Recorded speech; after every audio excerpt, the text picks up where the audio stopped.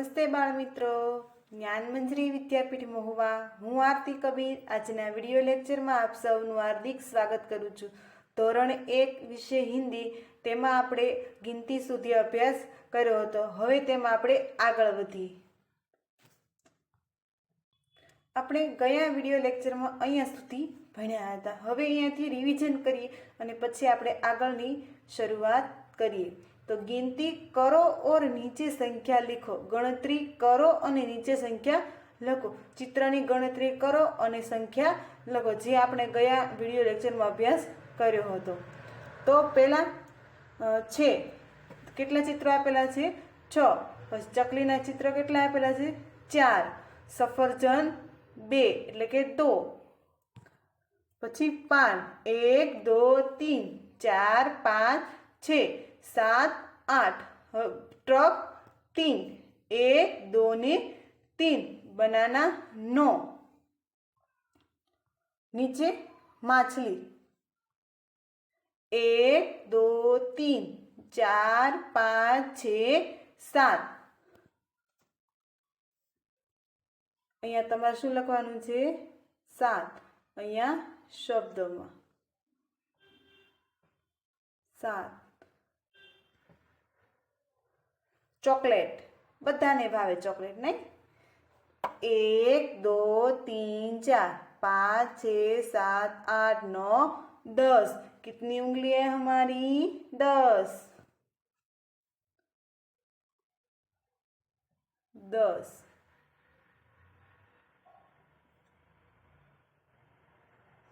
Bat 1 2 3 4 5.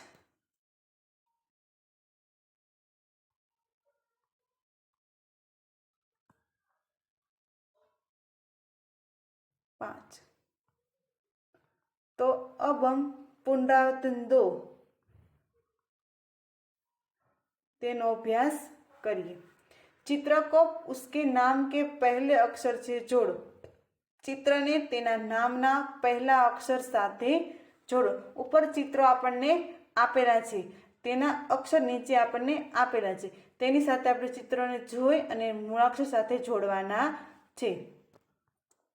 તો પહેલું ચિત્ર શેનું આપેલું છે? નગારાનો ન.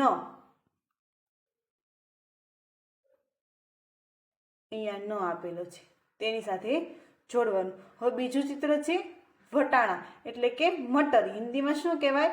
મટર. અહીંયા મ આપેલો છે. ત્રીજું ચિત્ર શાનું છે? પૈડું એટલે કે પહિયા. ચોથું ચિત્ર શાનું આપેલું છે? ફળ, ફ્રૂટ્સ. ભાવે ને બધાને ફ્રૂટ્સ, યાની કે ફળ સાથે જોડીશું. હવે બસ.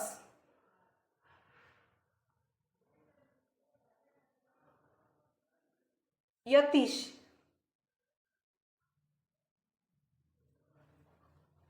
સોરી યજ્ઞ, ભગત ના યતીશ, અહીંયા છે યતીશ પર.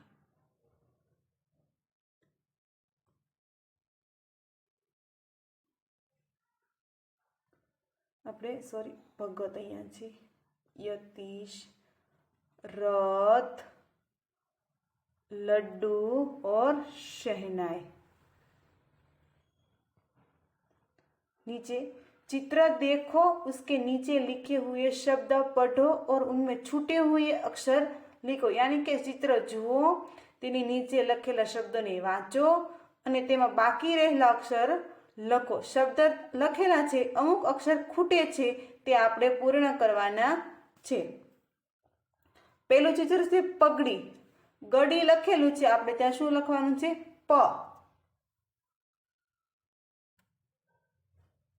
પ. બીજું ચિત્ર શાનું છે? સર્કસ.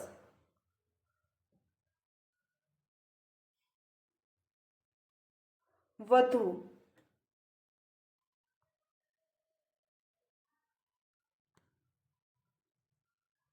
અહીંયા વ. નટ. માં ભવાની.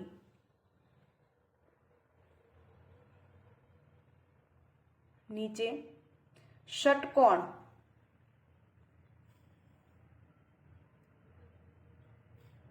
बर्तन यानी कि वासण,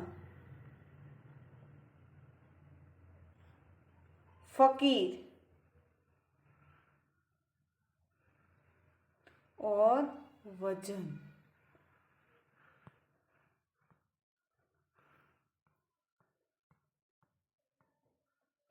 हथेली,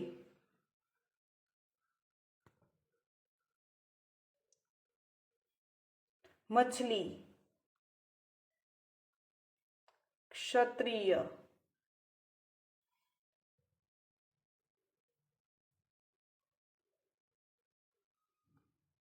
शरीफा એટલે કે सीताफळ और लहसुन। कोष्टक से अक्षर चुनकर खाली जगह भरो।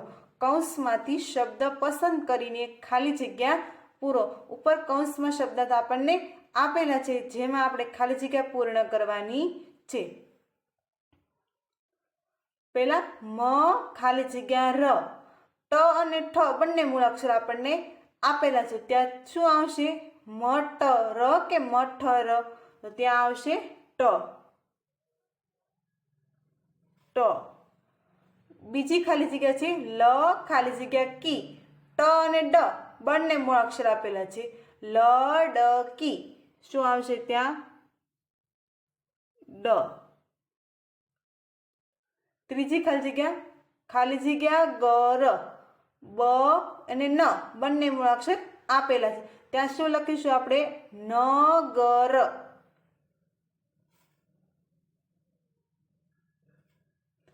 ચોથી ખાલી જગ્યા શી ખાલી જગ્યા ક, ક્ષ અને ખ શું આવશે હવે ત્યાં? શિક્ષક। કયો શબ્દ બને છે? શિક્ષક। दी खाली जगह क, दीपक यानी कि दिलक, तो के दीपक।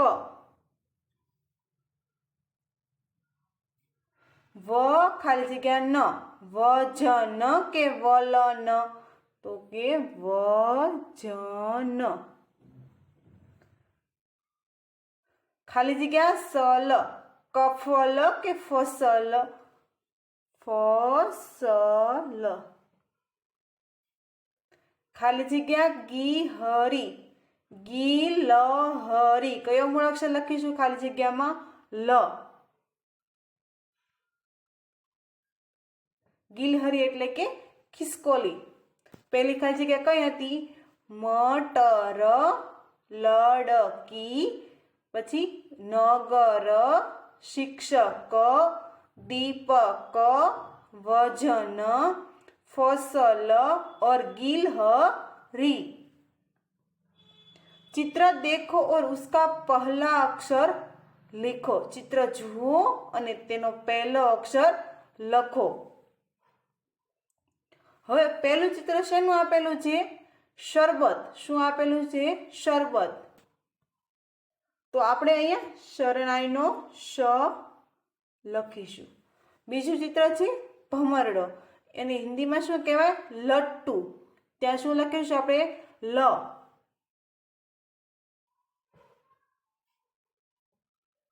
ચોથું ચિત્ર છે વકીલ।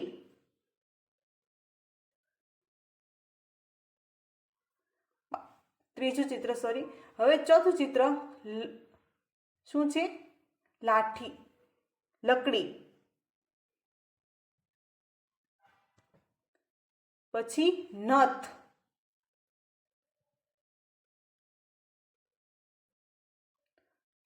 હવે આગળ પલંગ,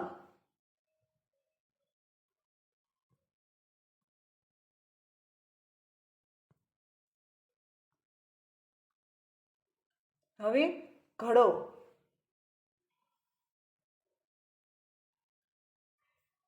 કુલ્હાડી, કુહાડી,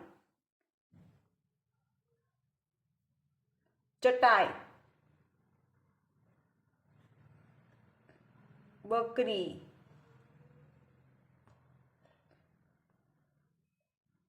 ઝાલ કરો અહીંયા, और बतख।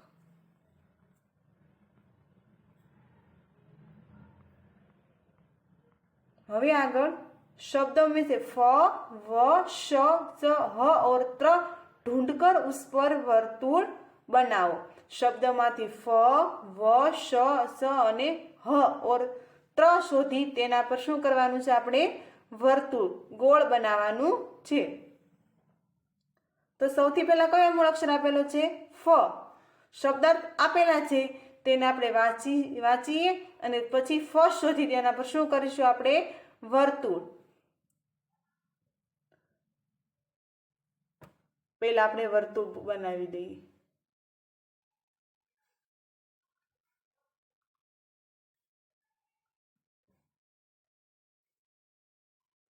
फकीर, शरीफ, जिराफ, फल, फरसा, सफल, फरहा और फण। फ परથી કયા કયા શબ્દો હતા? फिर एक बार फकीर, शरीफ, जिराफ, फल, फरसा, सफल, फरहा और फण।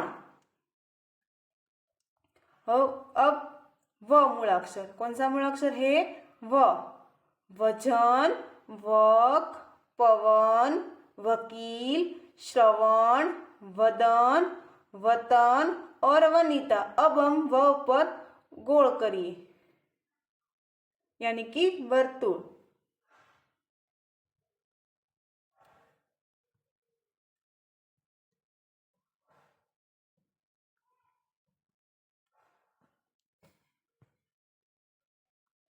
હવે શ મૂળાક્ષર, શ પરથી શહદ, કલશ, શહર, શહનાઈ, શકટ, રેશમ, આકાશ, શલગમ।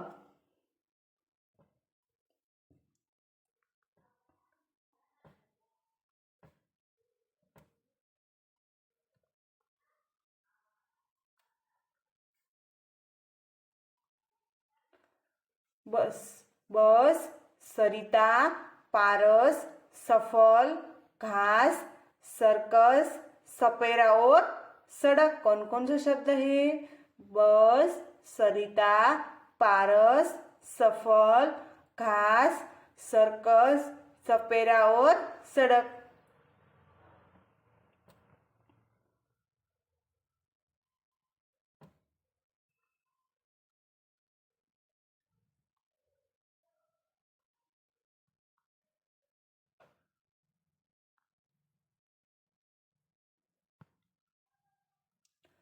ह।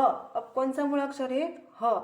हल, टहनी, हथौड़ा, गहना, महल, हवन, किलहरी और लहर।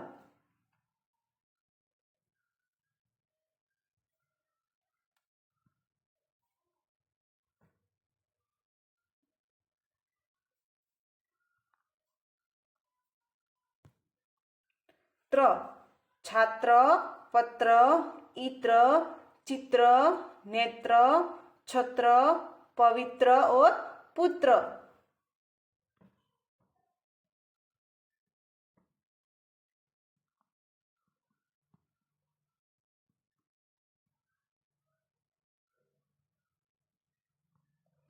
जोड़ बनाओ એટલે કે જોડકા બનાવો।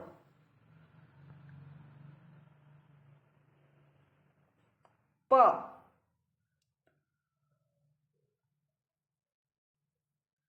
फ यानी कि म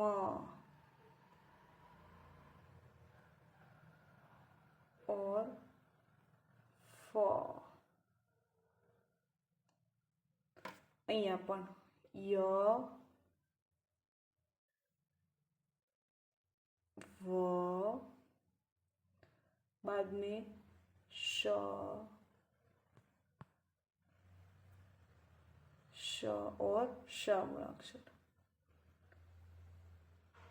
અહીંયા स, ह, क्ष, ञ और त्र।